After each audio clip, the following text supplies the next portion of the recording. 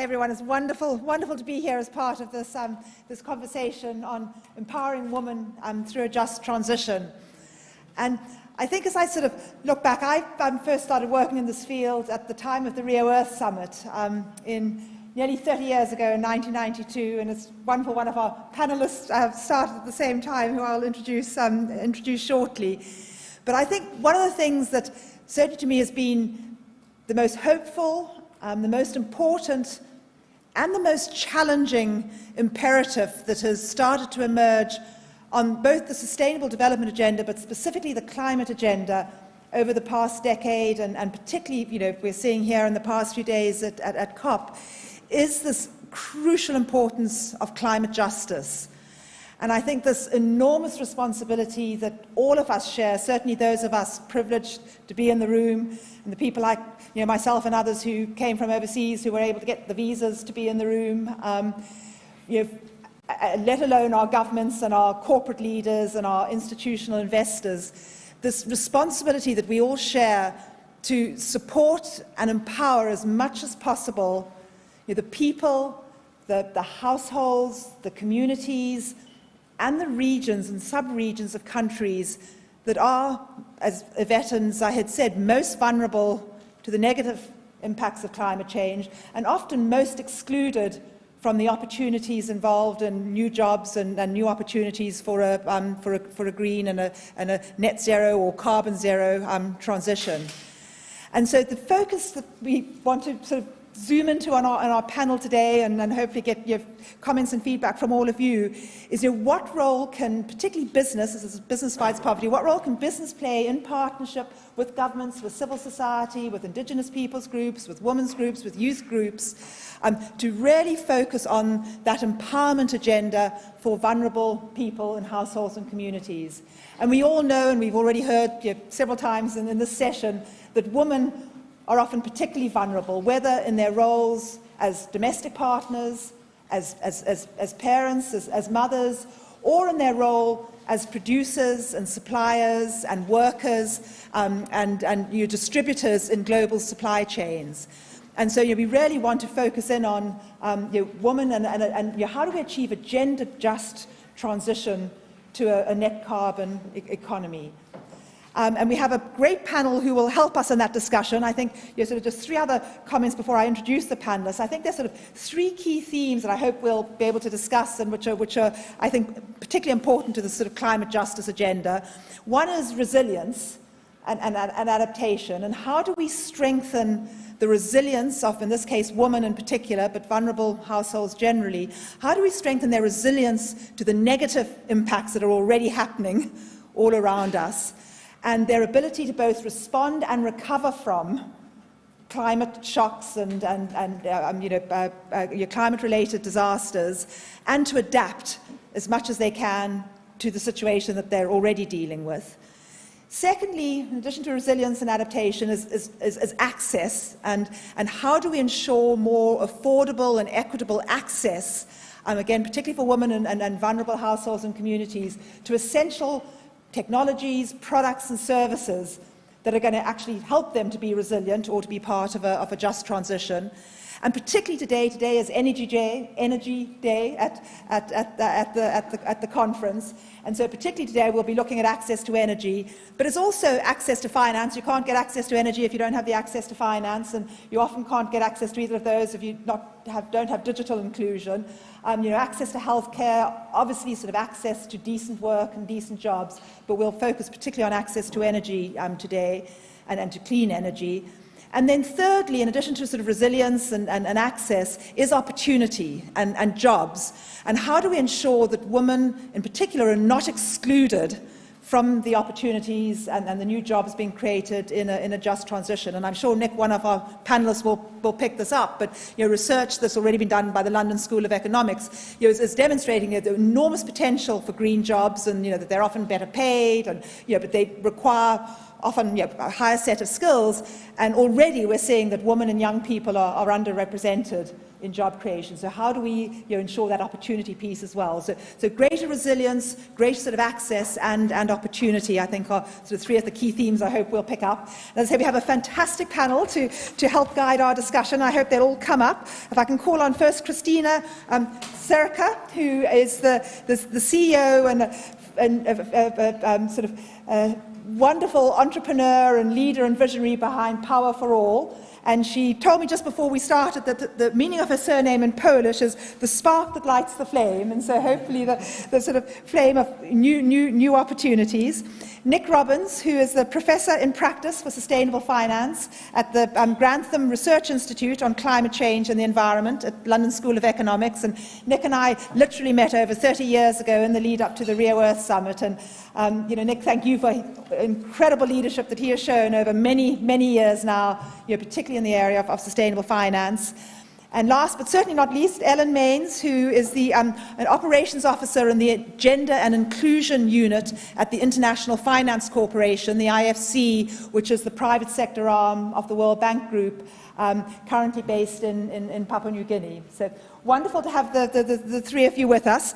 And without further ado, and we'll probably sort of chat for about sort of 20, 25 minutes or so, and then please sort of start sending your questions in, and we want to have at least half an hour for questions and discussion.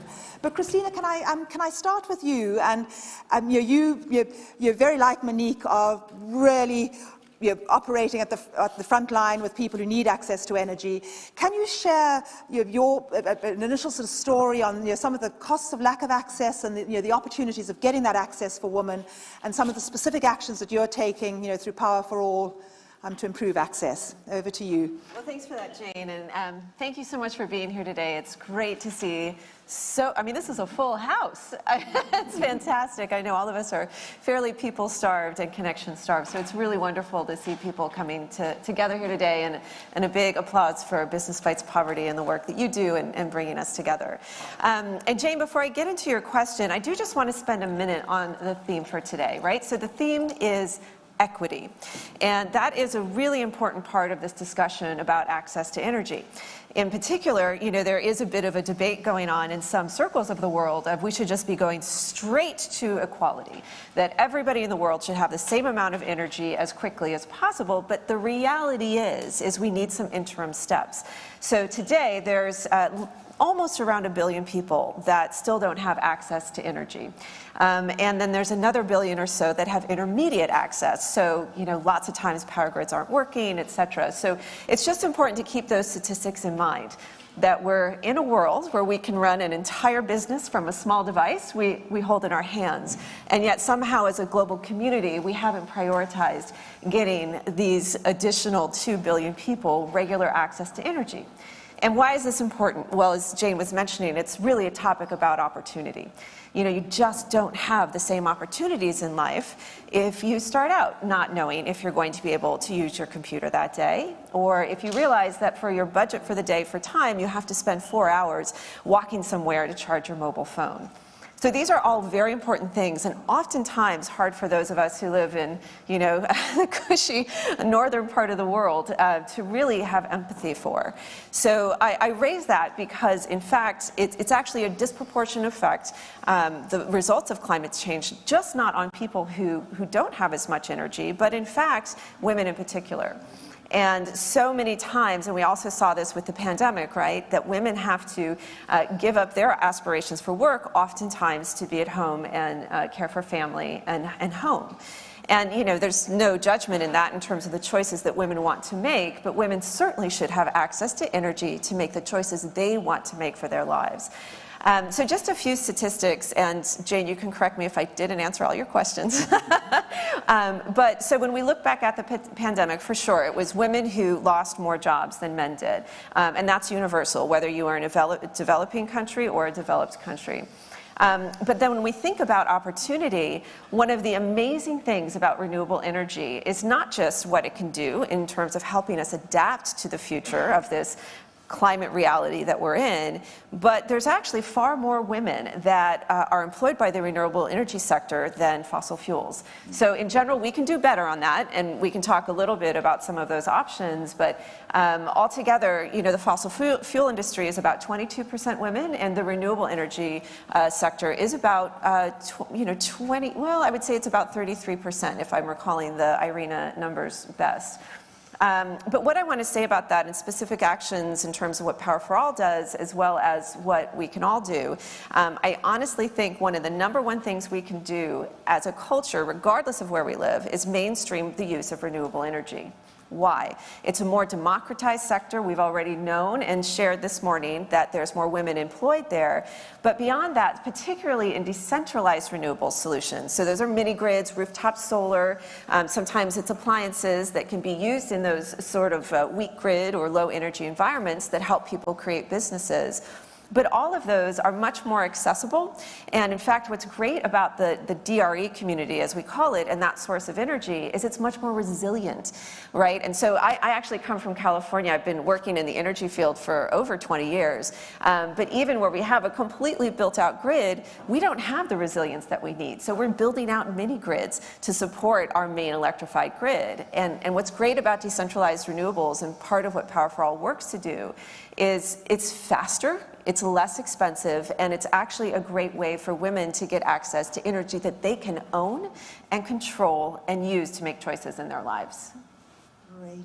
And can you give us a couple of examples of some of the initiatives that Power for All is working on? So, like how this then works in practice and how you make all those connections, both the access to energy, finance, and other opportunities. Yeah, thanks for that, Jane. And sorry I didn't explain that at the beginning. So Power for All is a global campaign, and we're a network of over 300 organizations around the world marching together to help end energy poverty faster. And decentralized renewables are the key to that. If you look at just the comparison about what it takes to build out a grid and build a new power plant, both in terms of cost and time, decentralized renewables are much faster and much less expensive, and of course, ultimately sustainable. And then what I would say about sort of the work that we do, we work in 3 different ways. So we really focus on awareness raising and trying to drive not just acceptance of decentralized renewables in many of the countries suffering from energy poverty, but actually preference for it. And there's a reason for that, some of which we've outlined today, but we turn that also into a piece of work we call market activation, and that's helping to really sort of turn on the markets for this space. And oftentimes that looks like supporting the businesses in the space. It sort of transforms entire markets by working with consumers, media, even with utilities to show that there's a way we can work together between centralized and decentralized. And then finally, advocacy. So the work that we do is really, sort of bringing forward some of the information that I would have shared this morning about the kinds of jobs and development outcomes that are possible through decentralized renewable energy. Great, Neil, thank you, and hopefully we can dive into a bit more of that as we move along. But Nick, coming to you, jobs. I mean, that's where you've been focusing a lot of your time and attention right now, and jobs, for a green recovery and a net zero transition, and yet women, it seems, are at best underrepresented and often excluded. So, what is your sort of view on some of the challenges and what needs to happen? Well, I think we're in a really big moment. I mean, in a sense that all the things we're talking about here are in the Paris Agreement. Just transition, gender equality, empowerment of women, climate justice. But I think they've been somehow sidelined. And I think we've seen in the years since Paris the importance of all those aspects: climate justice, gender justice, and a just transition. We've seen many sort of political issues around that. So I think this is the COP where this is going to come together. And particularly in terms of the jobs dimension, that's the core, in a sense, of the just transition, ensuring decent work, respect for workers and communities as we move out of fossil fuels, and also the opportunities and the jobs. And the figures I see on oil and gas are even worse. I mean, the IEA figures are 1 in 50 are women. So actually that is shocking. So in a sense, we're starting from a very unjust position, and the opportunity we have is to shape that shift. And I think that's what we're seeing is, and what we need to see from business is not just obviously climate plans, net zero strategies and resilience strategies, but very clearly how they're going to be taking on board all the social dimensions that are so important in terms of gender, in terms of race, age, income and location. And I think that's what we're seeing starting to happen, and we've been working with many institutional investors who are using their shareholder voice and banks to actually make clear that as we move forward on these climate plans, that people are inside them.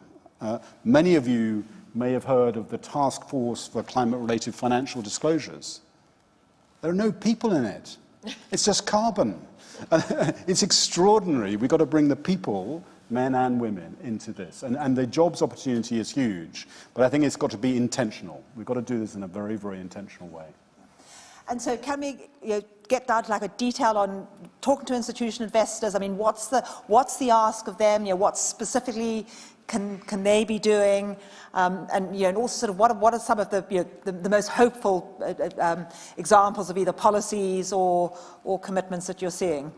So more and more institutional investors, hundreds of institutional investors with the trillions, about sort of 50 trillion of assets have signed up to net zero targets. Yesterday we had banks as well, so 130 trillion of assets signing up to net zero. So that's a commitment. They're not there yet.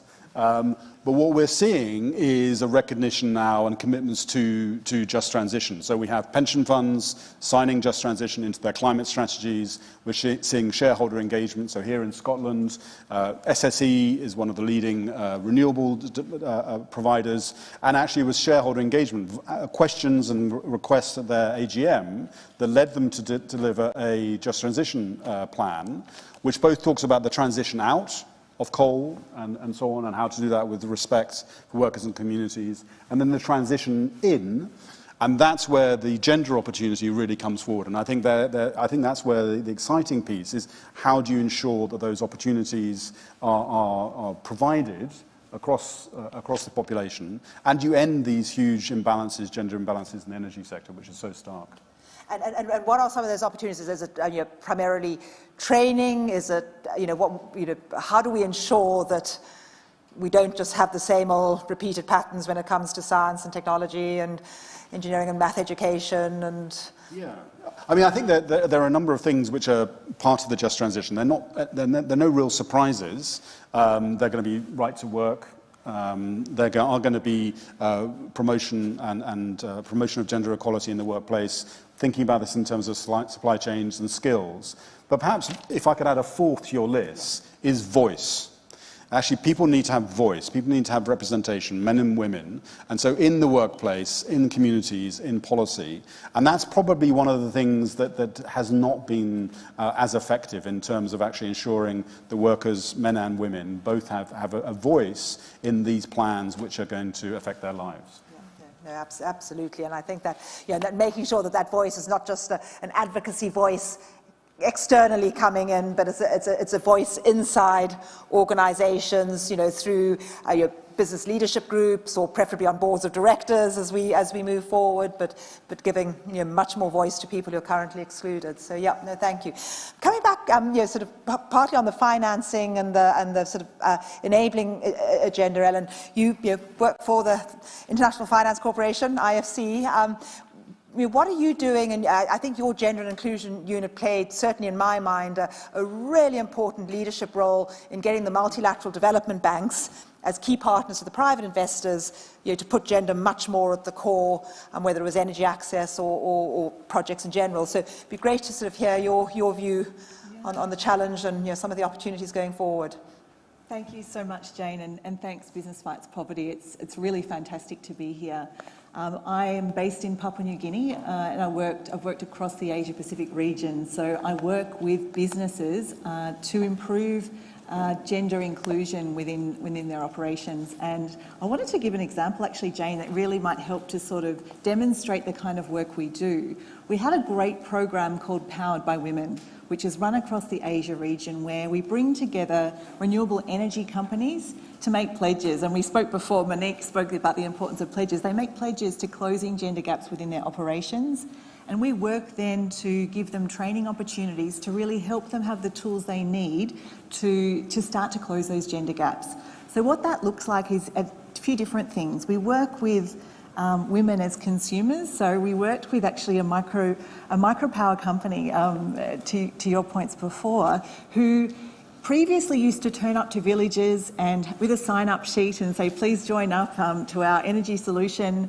But they failed to think about the different needs of men and women when it came to energy. So what they did was they stepped back and they went, as part of the Powered by Women program, they stopped and they said, okay, hang on, how do we think about targeting women in the way they need to be targeted so we can really understand how to support them better.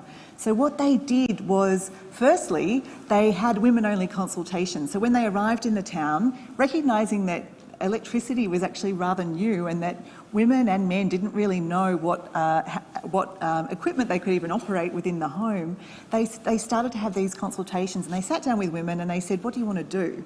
And the women, of course, said, well, we want to run a sewing machine because we want to have a business. We want to have a fridge because we want to have a shop. And being able to unpack some of these challenges enabled them to really start to transform the way in which the women in these communities could really leverage electricity to go about their businesses and be empowered in their own lives. The other thing we've done, so that's thinking about consumers, but we've also done a lot of work on employment. And we've talked already about how there are more women in renewable energy, employed in renewable energy, but unfortunately at the moment, they're really missing in leadership roles. So you've got a lot of women who are entering renewable energy, but they tend to be concentrated in administration roles or in HR, maybe in communications. But there's a lot of cultural norms which prevent women from being in the more technical roles or in the leadership roles or out in the field doing the really exciting work.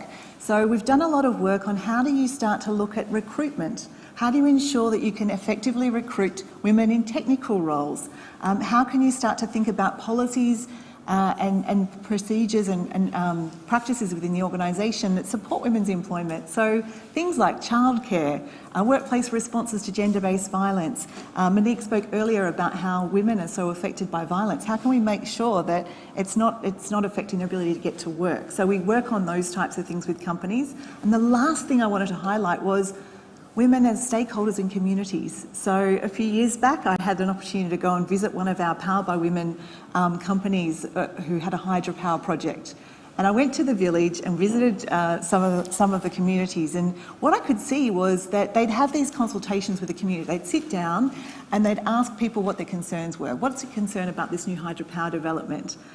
And the men would all sit at the front and the women and the children would sit at the back, and you'd find a situation where the women weren't able to speak up. So often you'd ask a question that was specifically targeted at women and the men would answer for them. So we started thinking about, well, how could this company adjust the way in which they do these community consultations? Because women are so affected by things like collecting water or firewood or their home duties and so forth. So we did a few things with them. One was change the time of the consultations. If you have the time of the consultations when people are needing to take kids to school or do other household chores, women won't turn up.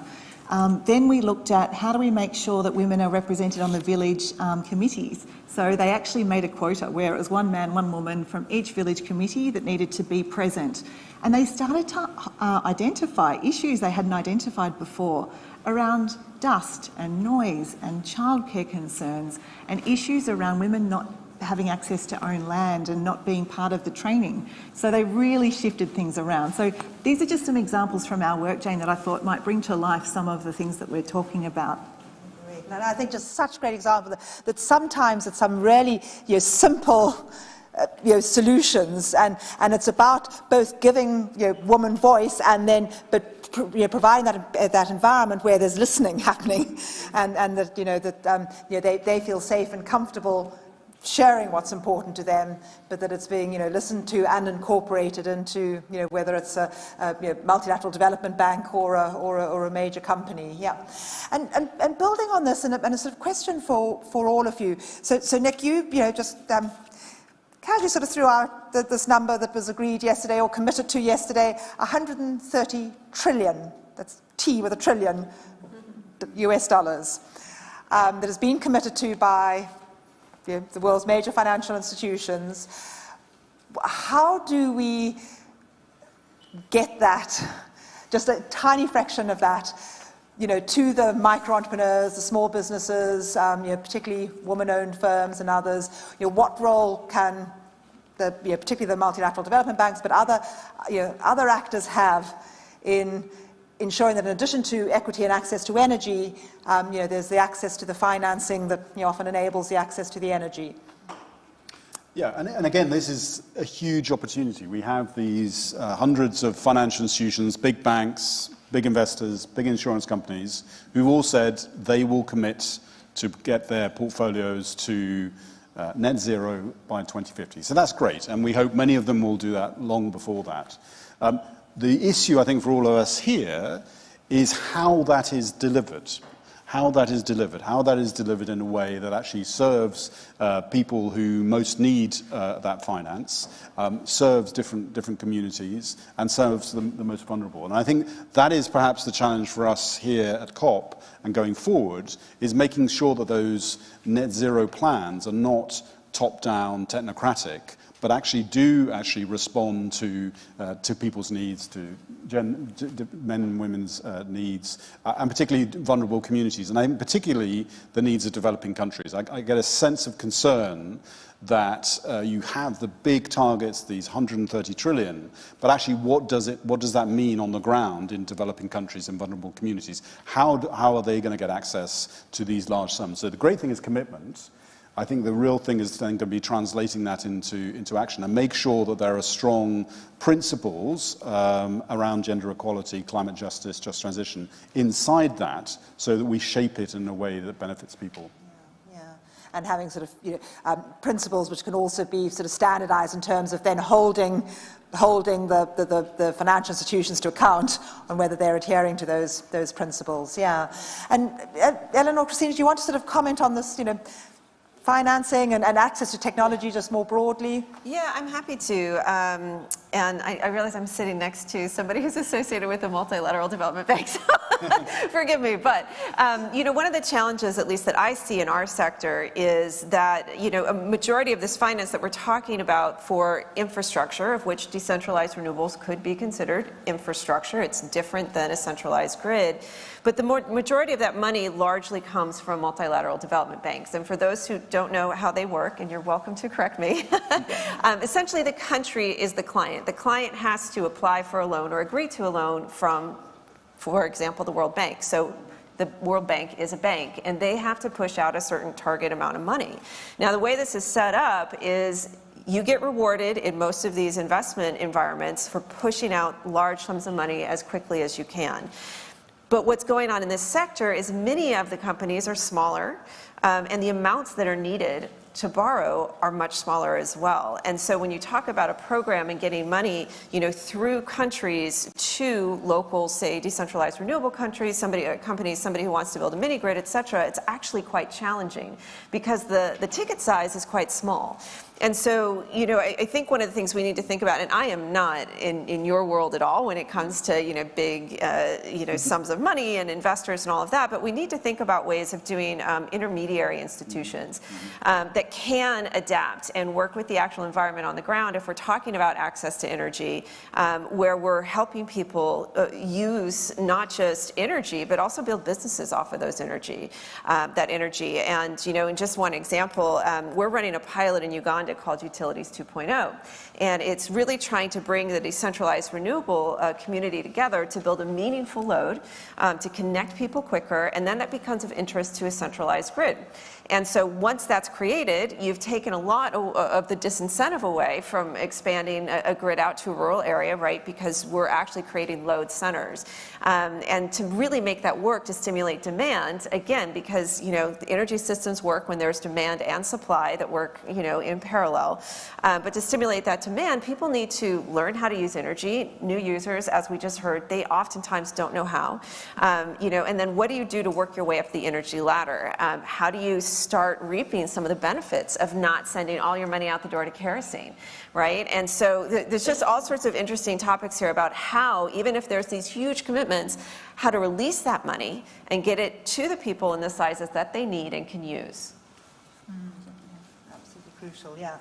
And I know the IFC is trying to, is getting much better at doing that. But any thoughts, the sort of role that the Gender and Inclusion Unit has been able to have in trying to set up some of those intermediary mechanisms? For sure. Well, look, IFC has made a commitment of close to $7 billion per year for climate investment. So one of my priorities coming out of today and out of attending COP has been, how do we make sure that these instruments better empower women? And your point is a really important one, because where I work currently in the Pacific, you're talking about really small markets. Whilst Papua New Guinea has about 9 million people, you're talking about some of the other smaller countries have lesser needs. So how do we make sure that the finance is reaching the people who need it in a way that's practical? So that's something that's really important to us. And I think we've also started thinking, as part of the Gender and Economic Inclusion Group, about how do we make sure that the clients we work with also are leveraging some of these instruments. So how are the companies that we're working with, whether they be banks, whether they be other types of businesses, are leveraging this climate finance? Because you don't have to be necessarily a renewable energy company to be thinking about how to access these instruments.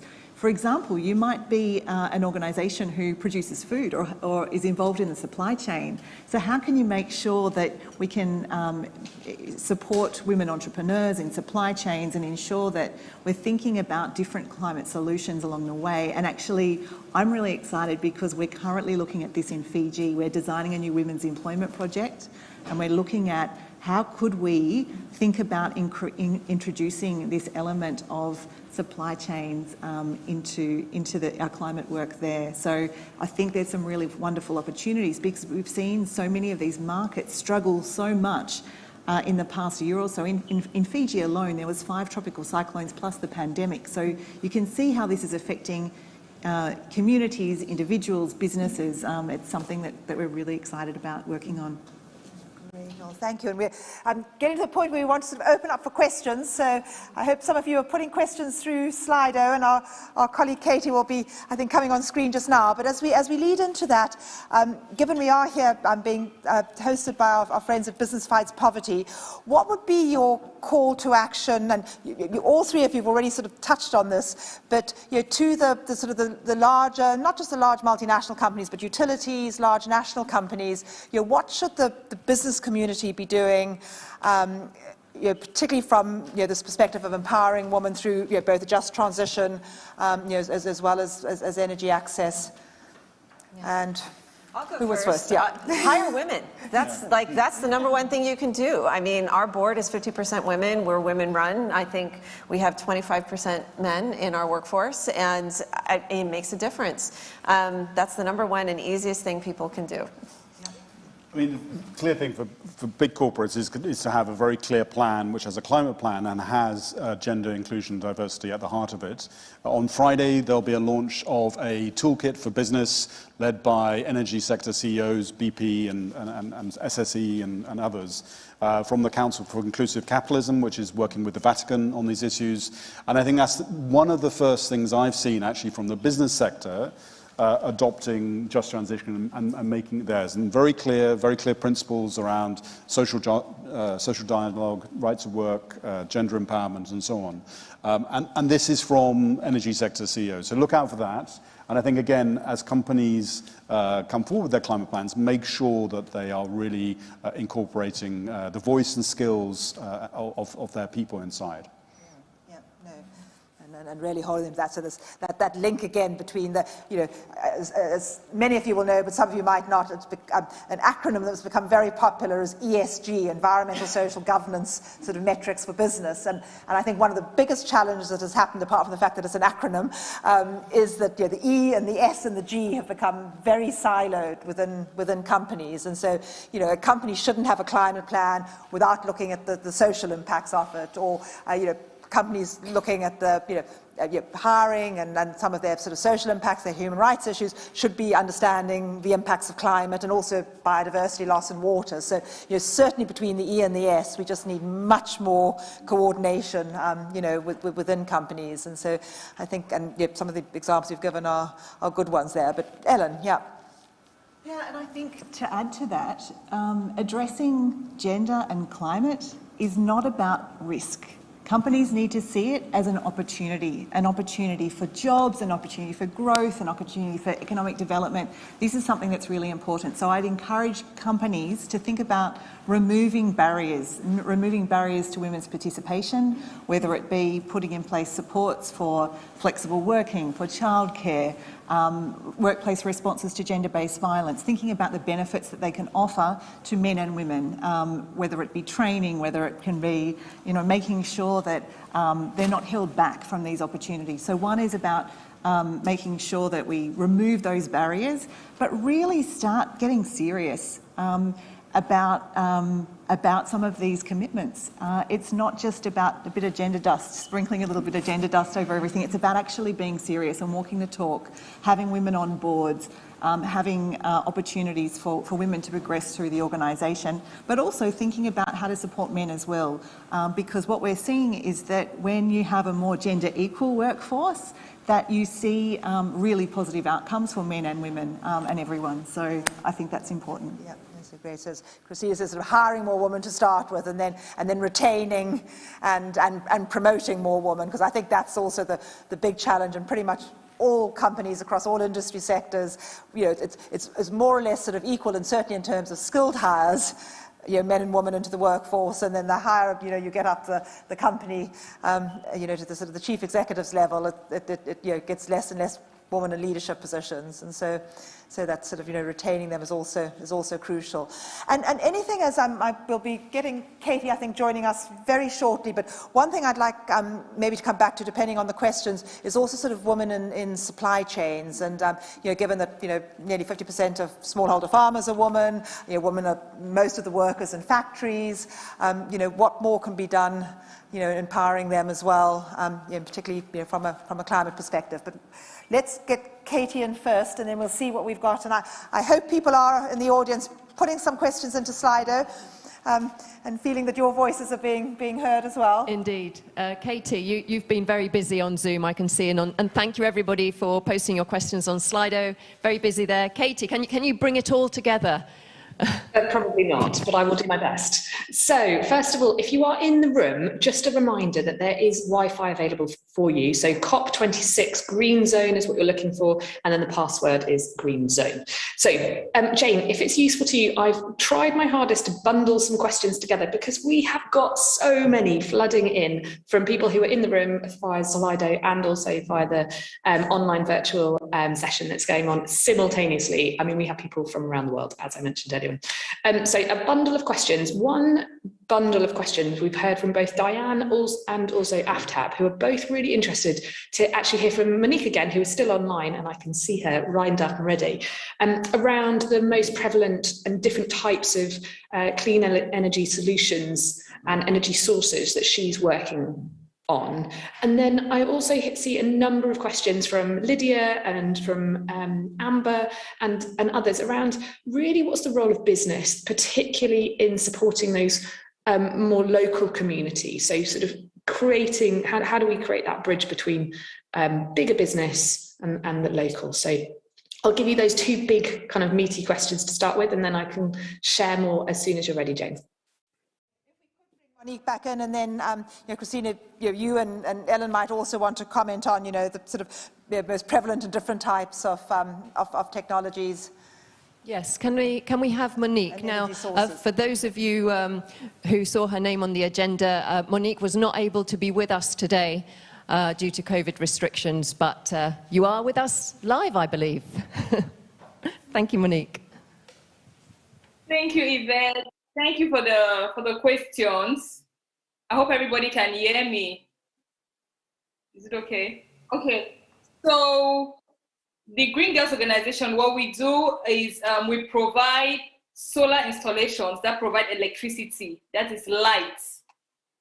And then for biogas, we make use of organic waste that is found in the villages that we go into. So this waste is put into a biodigester that we construct, and after some time, the women have access to methane, which is biogas, which is clean cooking fuel.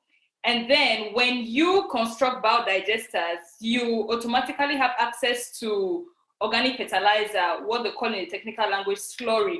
So we teach these women how to collect the slurry, package it, and then we create selling channels for them to sell to those who are into organic farming or those who grow natural flowers in the urban areas. So solar installations provide electricity that is light, and then the biogas installations provide clean cooking fuel. So they no longer have to use firewood for cooking, and for the solar, they no longer have to use bush lamps, because the bush lamps are highly pollutant. It uses kerosene, and sometimes families go to bed and they wake up, it's choked up. The smell is horrible, and it could easily suffocate. And we've had kids that suffocate in the night while in their sleep, unfortunately. So those are the two main kinds of clean energy sources that we provide in these communities. And we are able to provide these specific clean energy solutions because thanks to AI and the data we collect that permits us, to know that, okay, in this community, it's solar installations we're going to carry out. In this other community, it's biogas installations we're going to carry out after collecting all this data. Now, when it comes to the private sector, we've been very opportune to have multinationals support our work, but they were able to support our work thanks to our guidance. For example, a lot of the corporate social responsibility that companies usually carry out is, buy food stuff, go and give to orphanages and all the like. We come in and we tell them, you know what, these amounts you have in your corporate social responsibility department, why don't you purchase this number of fertilizer packs or solar lanterns that we teach these women how to assemble? Like, for example, if I were to come for the COP26 event, I would be able to come with some of these lanterns and say a lantern goes for £1. So 70% of that amount the women keep, and then 30% of that amount we keep. So we do no longer have to depend on grants, and the women are able to become financially independent, send their kids to school, and take care of their household. So this is a sustainable business model around our work. So I hope I've answered the question. Great example where philanthropy has its role, whether it's corporate philanthropy or big independent foundations. They can sort of seed fund things. They can they can sort of support innovation. They can help with grants in emergency situations. But what we actually want to do, as Christina said, is make markets work, make business models work, make businesses sort of financially viable, including woman-owned sort of energy businesses. So that's a great example. So thank you for that. And Christina, do you want to sort of comment on what you think are the most prevalent or the highest potential distributed renewable energy options? And just to be really clear, this is an active market, right? So we're not talking about something that's nascent. I mean, it's certainly not as big yet in many countries as traditional energy, but if you look at just maybe the top leading companies in the decentralized renewable energy space, they are already supplying energy to more customers than many of the largest global electrical utilities. It's a completely different delivery and business model. And what's so beautiful is that in many cases, you own your power source after you've purchased this product. So, but one thing I just wanted to add, so hydro is actually a really great source of energy for mini grids. And, depending on which country you're talking about, hydro is already quite active on a large scale, but now being able to, plug in a mini grid to a hydro generator to a community of, say, 300 people that might not be near a grid is just another wonderful part of the decentralized sort of portfolio. In addition, I would also throw in there just talking about appliances. And there's sort of a conversation going on about getting into productive use, right? So that, yes, people need their first connections 100%, and that's life-changing for people. Not just in terms of things like being able to turn on a light so you can read at night, but safety is another hot topic in a lot of communities. Being able to have street lighting that's all locally generated is really a powerful thing. thing. But appliances are important because we want people to get beyond that first connection and go beyond lighting, be able, as we heard, you know, to start businesses, to open a shop, especially in the role of agriculture. And agriculture is particularly important on the continent of Africa, where most economies have something like 60% of their labor force is in ag, to turn those into more productive and impactful opportunities. And that's, again, where milling equipment powered by renewables is something that's possible. And again, the trick there is finance, as we heard earlier, being able to do what's called pay-as-you-go. So in the same way, you can, when you're maybe in Kenya, you can get a scratch card for your local SIM card and just pay it for as much phone time as you want. You can do that with energy now as well, and that makes a huge difference. So being able to finance access to these things is great. And just one last plug for batteries. We've seen a lot of change in storage, and that's what's really going to make the difference in a lot of these communities. Yeah. Over to you. I think you've covered it all. Oh, I don't think No, I think that's fantastic, and I couldn't agree more with you. And certainly a lot of our investments are focused on hydro, particularly in countries like Nepal. We've got a lot of development there, and actually that's where we've currently got Powered by Women is very active at the moment in Nepal, and it's something we've been able to do is work with the hydro companies there to start thinking about the things we mentioned before. How do you get more women in leadership? How do you get more women in the technical roles? How do you make sure that when you're doing environmental and social impact assessments in communities, you're including women in the conversation? It all seems really straightforward, but actually it takes some real commitment and some real thoughtful steps to ensure that it actually happens. Yeah. And that's sort of getting that right balance between those sort of broader principles we were talking about and the context specificity in every way that you operate, both in terms of the energy sources, but also how do you ensure participation because of cultural differences, cultural challenges. You've got to be really, really clear that one understands the local communities. Yeah. And on the battery front, what are the everyone's sort of talking about batteries. What are some of the big obstacles or opportunities? Christina used to say they're going to be the next. Oh, well, I wouldn't say they're next. I'd say that they're here. And certainly, but it's deployment, I think, integration in the right situations that makes a really big difference. So, I mean, just let's go with an on-grid context. I was mentioning earlier how the intermittency makes it very, very difficult to really realize the full benefits of access to energy. So if we can supplant a weak grid environment with battery to support that load, that can make a huge difference. So, but yeah, again, we've just seen such an incredible change in the early days of rooftop solar for developing countries. You were still looking at lead-acid batteries in many cases, and now that's pretty much out the door, and it's not a standard anymore. And that's great because it's better for the environment. It provides just as reliable, if not more reliable, backup. But what else would you like to say about batteries? Anything? I work on gender. I don't know anything about Women use batteries too. It's a great example of how all of these areas have become so specialized, and how do we have those the links between anthropology and science and the technology experts and the financing experts, and in any institution you're not likely to find all of those people in the same institution. So I think that's sort of one of the things that also plays to the importance of collaboration. Because we need that domain expertise that's got more and more sophisticated in each of the areas, and then what are the links between them is also very challenging. And you might want to comment on that, Nick, as we. It's an example actually from here in the UK, and it speaks, I think, the point about the sort of small ticket size for financing, and therefore often we need to grow new institutions, community energy businesses, and so on, which obviously can respond to local needs. So this area where we're actually busting down these traditional sectoral barriers is a lovely project in the UK, which is called Riding Sunbeams, which is actually a community energy solar project, which is providing energy for the local railway. Yeah.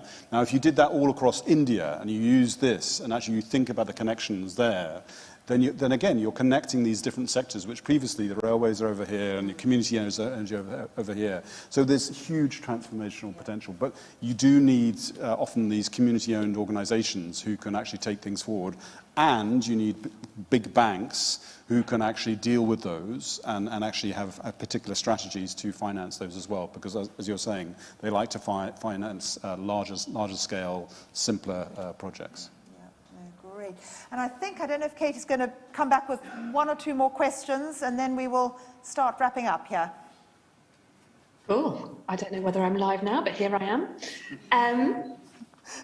So, Jane, we have got the most number of questions coming in. So my apologies to everybody who has submitted a question who we aren't going to get to, but we're going to do our very best.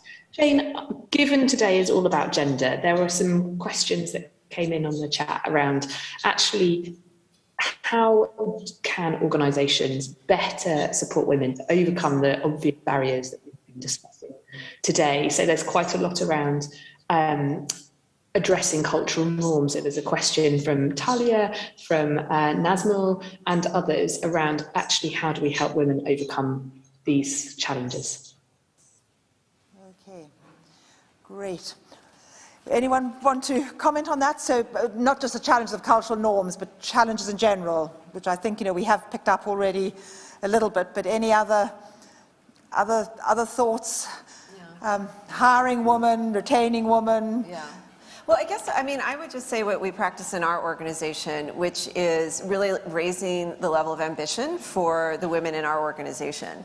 I think that one of the things I often say to our new recruits is, you really need to challenge yourself to think about where you want to head. And almost every man I know thinks he'd be a great president of the United States, and every woman I know feels like they would have to work 100 years to have the right, credentials in order to be accepted. But when you look, especially where I come from, which is not that far from Silicon Valley, founding companies, starting things is essential to build that sort of, normalization of gender leadership for women. And so I'm always encouraging people to think about what is the thing they want to start, what do they want to own, and using our organization as a training ground to help create more female founders.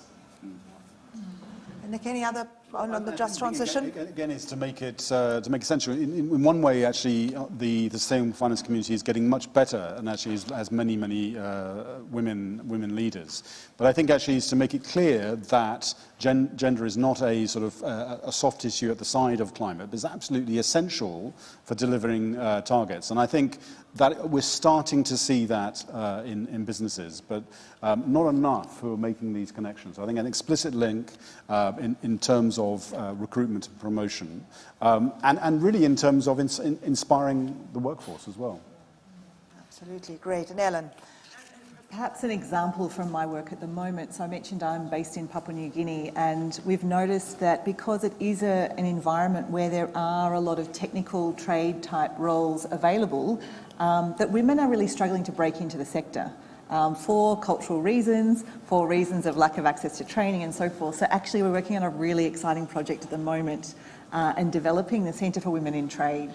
And what that's going to do is give women an opportunity to come to a technical training location to be able to undertake their technical training, Cert 3, 4, in a space that's safe, that's an environment that enables them to ask questions and be able to flourish. We also want to make sure that as part of that program, their employers join the program to also make adjustments to their business environment to make sure that that environment is not a hostile environment for women employees, so that once we have these women in trade, these women in non-traditional roles, that they're able to be supported in the workplace, to flourish, to stay in the workplace, and to progress into leadership and management roles. So it's something that I'm really excited about, and has a nice energy about it.